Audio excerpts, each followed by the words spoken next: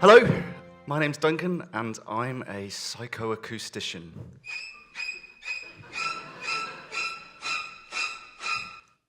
Now, when I tell people this, I often get some strange looks, so I'd like to take a moment just to explain to you what my work involves and how I arrived at such a strange-sounding career.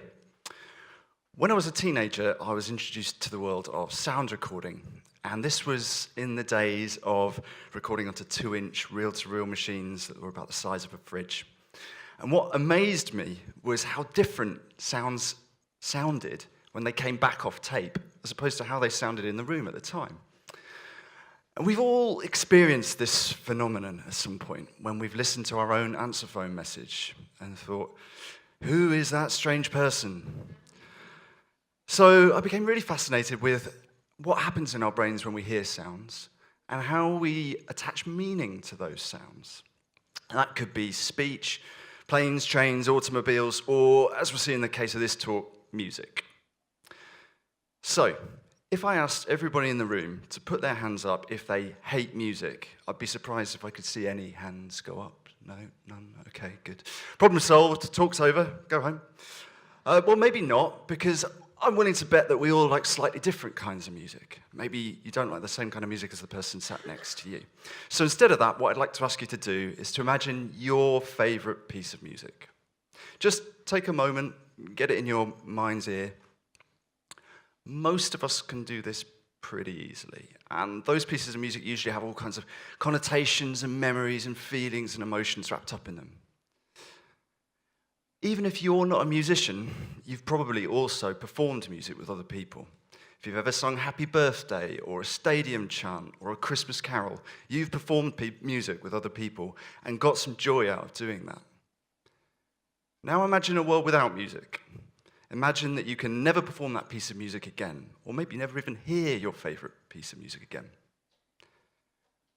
One of the things about my work that's most exciting to me is being able to take what goes on in our minds when we listen to pieces of music that we love and reverse engineer those processes to give us new ways of interacting with music, new ways of making music, and by extension, new ways of interacting with each other. These patients, and others like them, are among the first people in the world to make use of a new field called brain-computer music interfacing. You may have seen some photos like this in the news fairly recently.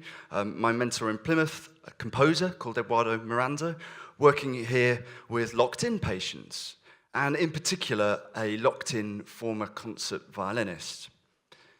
So it's immediately obvious how, in the case of severe physical impairment, traditional music-making activity would just be impossible. So how does this technology work? What you see me wearing here is an electroencephalograph, a brain cap with lots of electrodes attached to it. And we can use devices like this or functional magnetic resonance imaging to figure out what's happening in our brains when we're listening to music and responding to it emotionally, and to try to harness those patterns of activity to give us a way of controlling music making.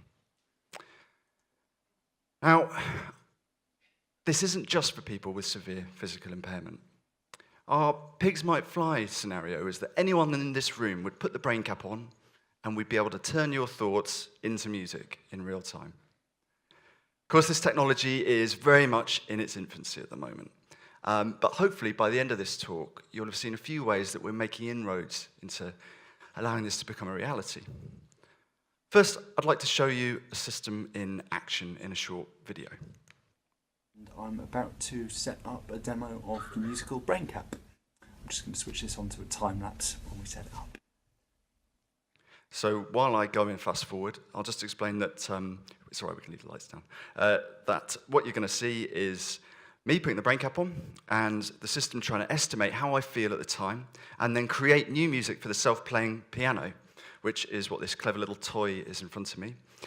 And at first, it's going to be noisy and stressed out because I've been playing with wires and I'm standing up. And gradually, I'll try to relax, and the music that it creates will try to reflect that I'm feeling more relaxed. And eventually, I'll play along with it in a kind of duet. And this process uses some artificial intelligence, 16-channel neural network, if you're interested in what's going on under the bonnet. Of course, I don't get the feeling of playing with other musicians. but we'll come on to that later.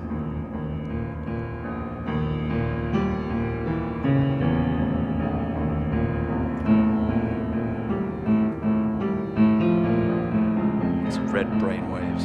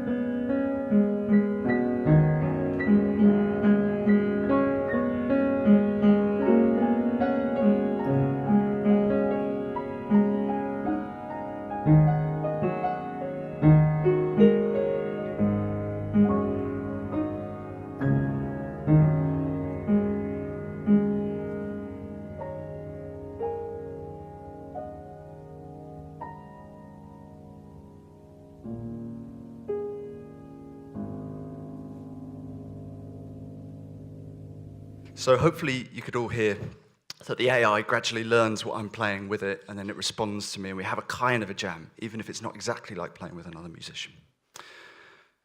Fine. So how do we know that these systems are making music which conveys the right emotion? Well, first of all, we need to know a little bit more about what's happening in our brains when we have these emotional reactions to music. One way we could do this is just to ask you. But describing how you feel, and especially describing how you feel about music, is pretty complicated. So I'll try asking you something a little bit simpler first. Is this text green or red? Could we have a show of hands for green? Show of hands for red? You're all very clever. Show of hands for both? So it depends how you interpret the question, how I ask the question. And we have all these kinds of dilemmas when we're trying to describe sounds as well.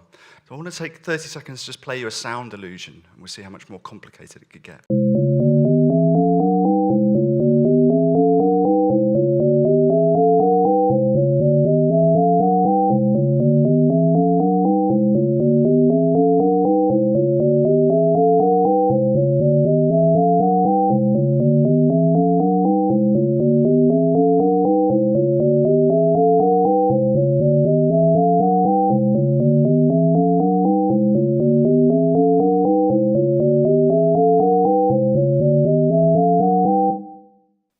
Anybody freaked out yet? How would you describe what you heard? Maybe you had an image of a never-ending staircase. Not to sort of try and hypnotize you into thinking that. So describing sounds is pretty complicated. The more complicated the sound becomes, the more difficult it is to describe our reactions to it. Maybe you're someone that gets physical reactions to music. Maybe music makes you want to dance. Or maybe you get chills down your spine if you hear a piece of music that really touches you. Let's try some real music.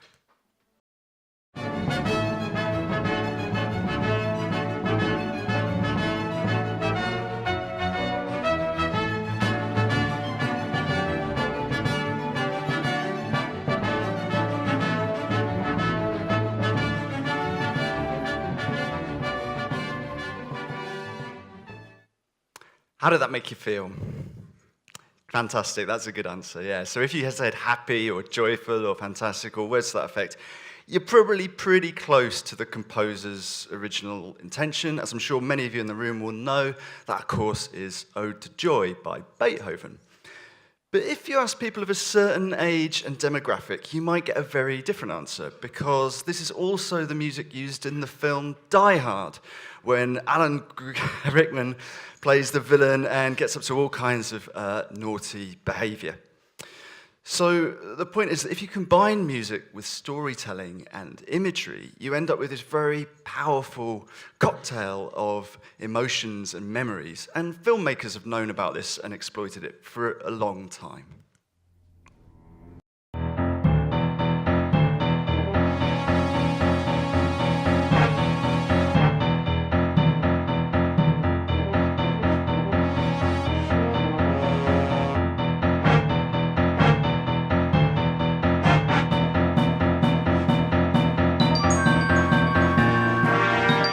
So one of the things that's wonderful about the Jaws theme tune is that oftentimes it appears in the film without there ever being any sighting of the shark, but it's still scary. So that tells us that certain kinds of sounds, loud staccato sounds, can still kind of trigger a fear response in our brains. And it doesn't matter whether there's any imagery or perhaps even any lights on at all.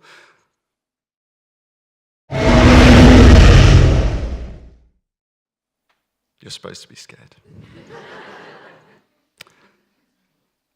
These topographs show us the electrical activity in our brain when listeners are hearing things that they would describe as either angry or frightening. And hopefully what you can see is that they're pretty much polar opposites of each other, which makes sense if you think about a fight or flight response. But these two topographs are from listening to happy and sad sounding music. And they're almost exactly the same. Why should that be? Well, let's try listening to some happy and sad sounding music.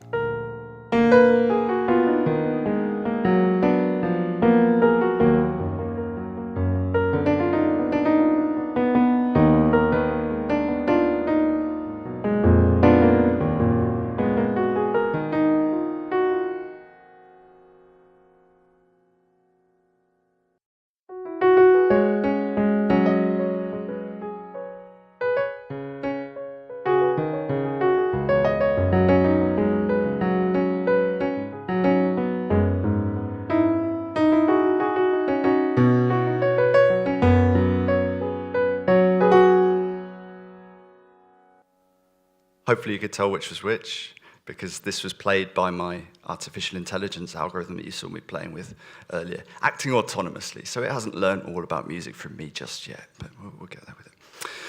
So the brain activity might look the same, but the sound was definitely different. So what we might infer from this is that we get the same kind of activity, the same kind of enjoyment from listening to both happy music and from listening to sad music. And that's important if we're designing systems like this for therapeutic use. If you imagine using this system when you're feeling a bit down, and maybe it tries to play you some upbeat party music, that might be the last thing you want to hear. But maybe if it played something sympathetic and emotionally congruent, then it would really help you at that point in time. And that's exactly what we've been doing. We built a system that uses this with BrainCap to choose music from your own library to match your mood.